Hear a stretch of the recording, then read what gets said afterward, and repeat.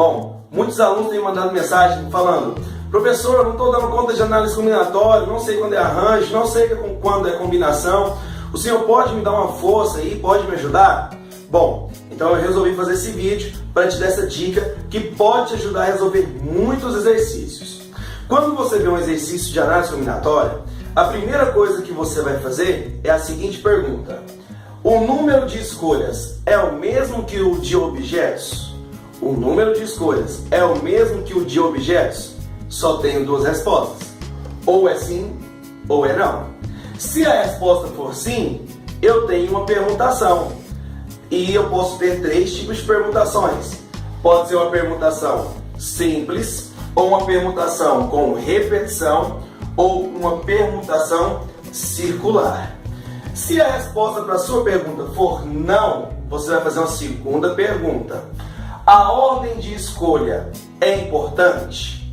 Se a resposta for não, então você tem uma combinação. Se a resposta for sim, então você tem um arranjo, um exercício de arranjo. Nossa, professor, me dá exemplo. Vou te dar exemplo. Então, olha só. Eu quero organizar uma fila com 7 cadeiras e 7 pessoas. Tá ok? Eu quero montar uma fila de 7 cadeiras com 7 pessoas. O número de escolhas é o mesmo que objetos? Sim. Sim.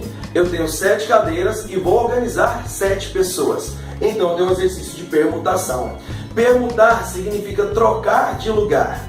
Pensa aqui comigo. Suponha que essa seja a primeira cadeira.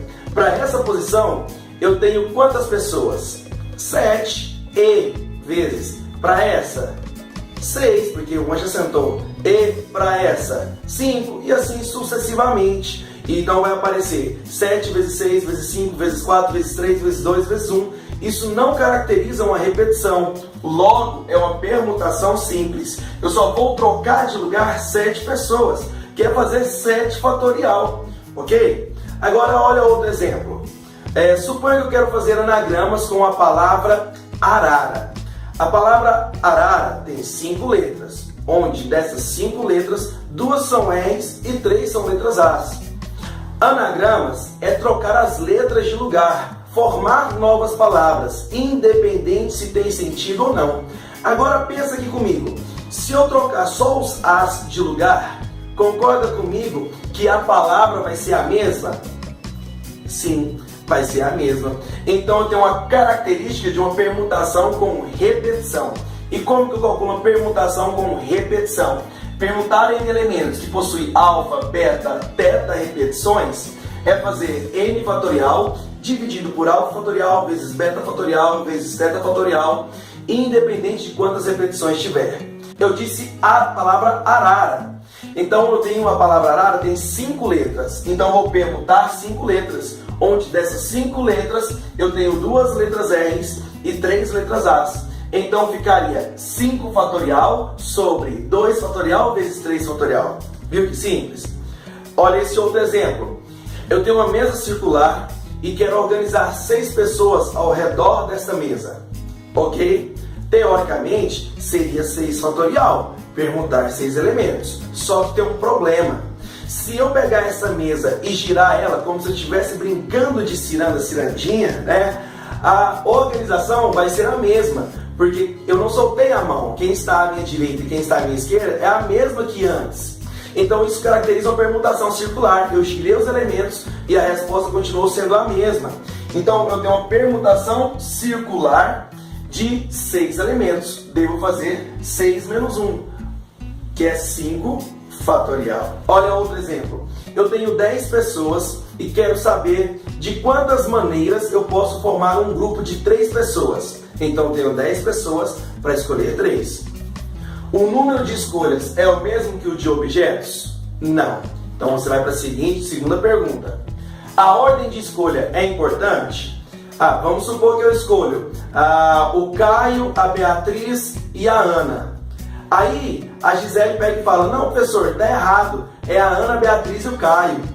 Ou seja, ela só permutou os meus elementos, falou de uma forma diferente. Mas a minha resposta mudou? O meu grupo mudou ou continuou o mesmo? Continuou o mesmo.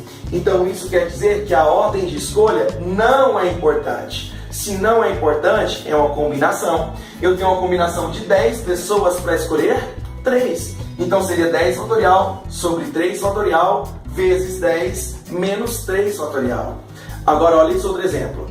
Eu tenho algarismos de 1 a 9 e eu quero formar números de 3 algarismos distintos. Quero formar números de 3 algarismos distintos. Aí eu pego e escolho primeiro o número 1, depois eu escolho o número 2, depois eu escolho o número 3. Aí ficou 123.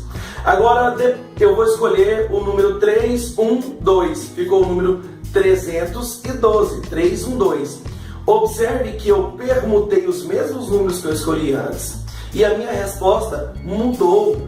Então isso quer dizer que a minha ordem de escolha é importante. Se a minha ordem de escolha é importante, então eu tenho um arranjo de 9 números, que eu disse de 1 a 9, para escolher 3, porque eu quero formar números de 3 algarismos. Então seria 9 fatorial sobre 9 menos 3 fatorial. Viu que simples? Segue essa dica que vai dar tudo certo. Boa revisão!